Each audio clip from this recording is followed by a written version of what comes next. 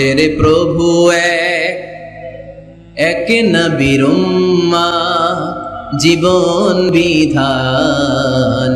কই শিবানী কোরা তবে কেন এক নও হে মুসলমান এক হও করিয়া আহ্বান পড়েন আমিন বাইতুল্লাহ এক মদিনা শরীফ এক উহুদ পাহাড় এক বদরের মাঠ এক ঠিক না একটা তো জীবন মরণ যে একটাই এক সাথে মিলে মিশে একটাই প্রাণ তবে কেন এক নও হে মুসলমান